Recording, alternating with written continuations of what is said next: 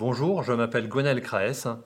Je suis maire depuis 2020 de la commune rurale de Lagrigonnet en Loire-Atlantique.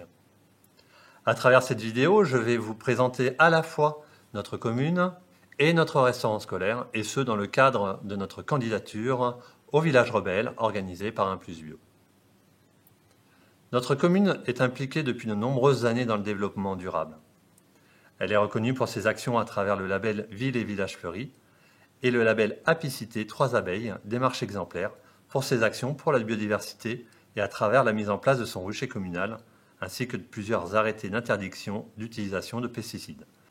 Depuis 2020, la démarche participative est au cœur de nos projets.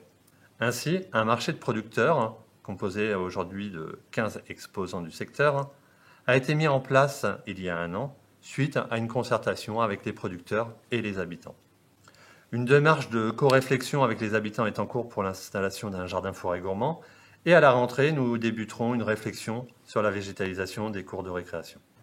Depuis 1987, une association de parents gérait l'ancien restaurant scolaire, municipalisé à la rentrée 2020. Enfants, aînés, agents peuvent maintenant se restaurer dans un nouveau restaurant scolaire conçu en matériaux biosourcés. Alors aujourd'hui, au restaurant scolaire de la Grimandise, on prépare environ 170 repas jour avec 90% de produits issus de l'agriculture biologique. Donc ça, on le mesure depuis la loi Egalim. Et on estime aussi à 50% de produits dans un rayon de 120 km. Alors dans la même idée, on aime aussi valoriser du coup les artisans locaux en les incitant en fait à aller dans la démarche de qualité de notre restaurant scolaire. Donc ça a été le cas avec la boulangerie de Lagrigonnet, qui est une boulangerie traditionnelle, conventionnelle. Et on les a incités à nous proposer un pain issu de l'agriculture biologique, donc avec une farine qui est locale. Et on a mis au point, on a élaboré la recette ensemble. Mais on a fait des tests auprès des enfants, donc on a fait plusieurs tests. Et aujourd'hui, en fait, on a un pain bio moulé avec une farine de qualité.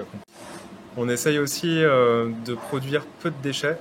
Donc c'est le cas par exemple sur les emballages. On n'a pas d'emballage individuel pour les yaourts, les compotes. Donc on a très peu de déchets plastiques et c'est souvent des déchets recyclables.